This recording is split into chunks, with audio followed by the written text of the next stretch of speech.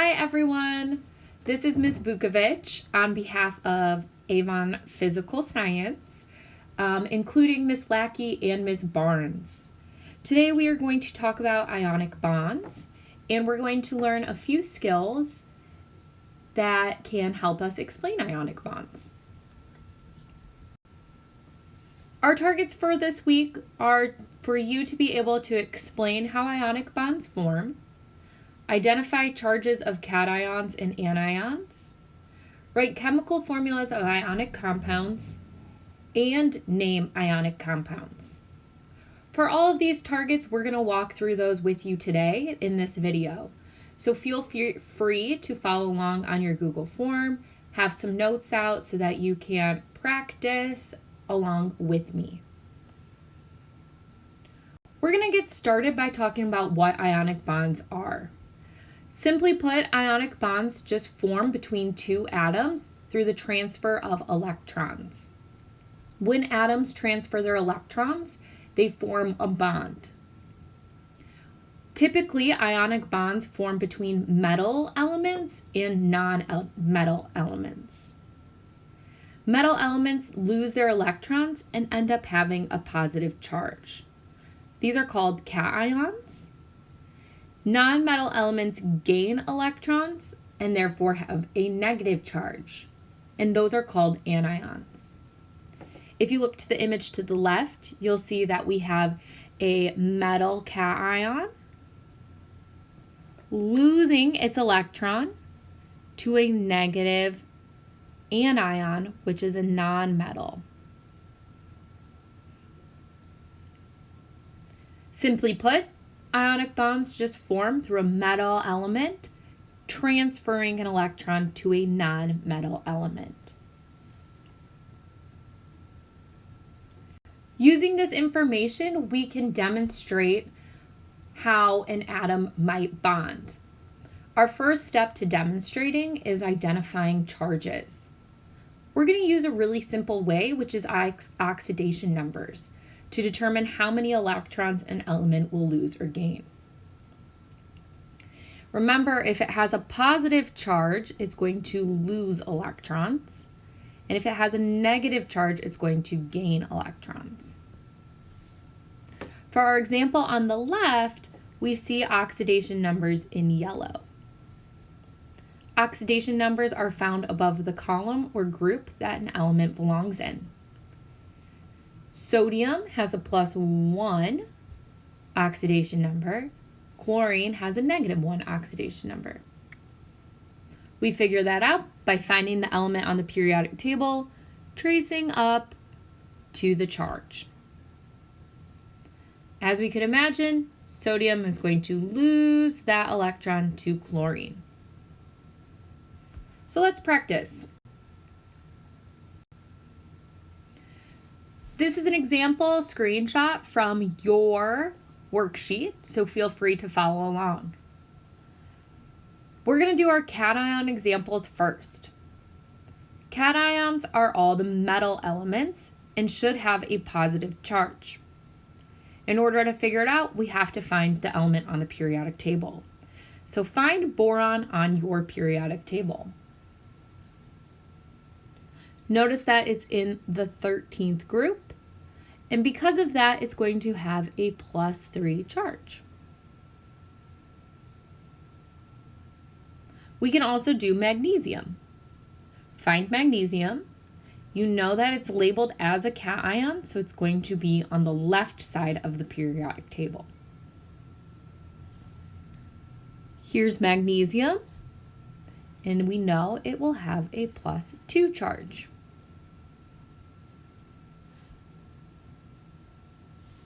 Now let's do our anions.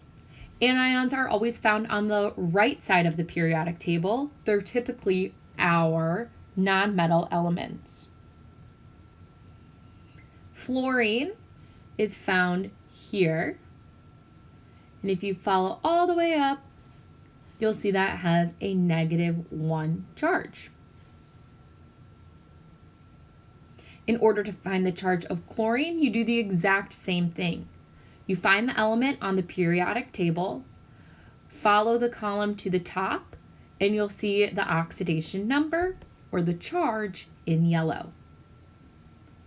Chlorine happens to be in the same group or column as fluorine, and therefore it's going to have the same charge.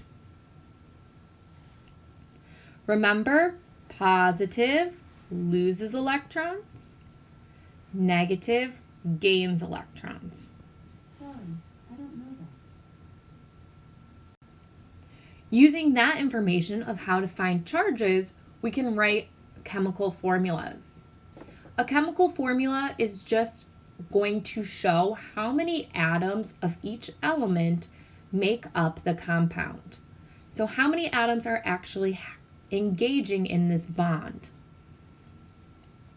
We can use a really simple method called the cross and drop method. All you need to know is the charge of an element when it loses or gains electrons, and you need to know what a subscript is. So a subscript happens to be this small number here, where it's just written below the element symbol. So let's practice.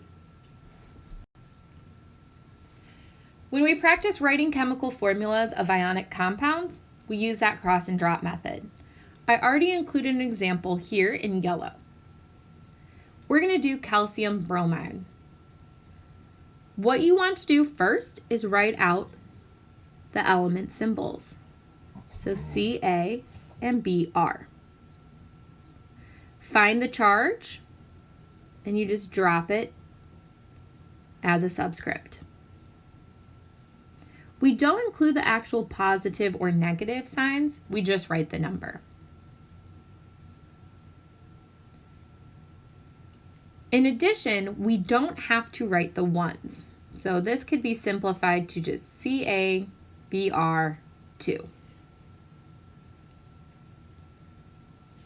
Let's do this example of boron and phosphorus.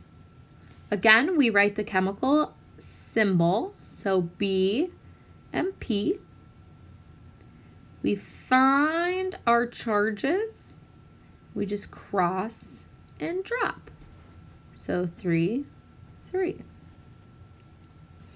If we wanted to write this in a simplified form, we know that 3 and 3 can be reduced to 1.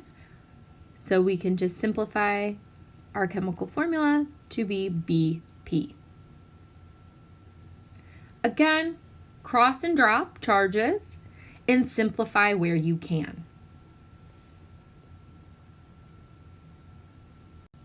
All right, our last skill that we just need to learn today is how to name ionic compounds. I like to think of this as the difference between a nickname and someone's full name. A lot of people call me Miss V, but my whole name is Miss Vukovic. When we name ionic compounds, we want to use the full name, and there are rules to do that. So this is the fancy way. So our rules for doing this is that you have to identify the two elements that are in the compound. If we were doing Na and Cl, we know that Na is sodium, Cl is chlorine.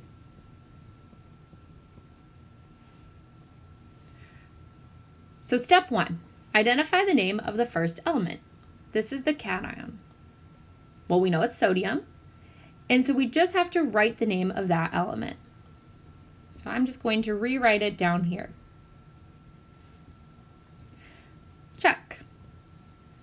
Step 3, identify the name of the second element. This is the anion, or negatively charged ion. Well, we know it's chlorine. Step 4 gets a little tricky.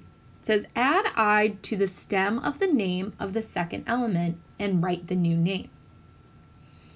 For this part, you have to use this stem chart. Sodium chlorine isn't the name. We know we write sodium. Then you have to look for chlorine on this chart. Chlorine is simplified to a stem of CHLOR. So I'm going to rewrite that here. But this part says add "-ide" to the stem. Well, we have the stem, that's chlor. And when it says add "-ide", it just means write the letters I, D, E after that stem. So our full name of that NaCl becomes sodium chloride. This is your typical table salt. So let's practice. Again, this is just a copy of the worksheet that you were going to do after the video. And we can do number 1. Number 1 has MgBr2. Well, we want to identify the elements. We know it's Mg is magnesium, Br is bromide. So step 1, we write the full name of the first element. Sorry guys. Then we write the stem of the second element, which is found right here. And we always add IDE to the end of it.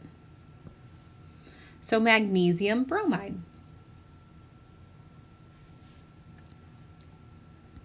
We can jump down to SnSe2. And I know that's tin selenium. So we write the name of the first element. We write the stem of the second element.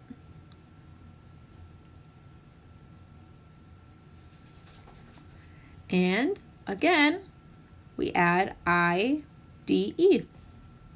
Tin selenide is the name of our compound.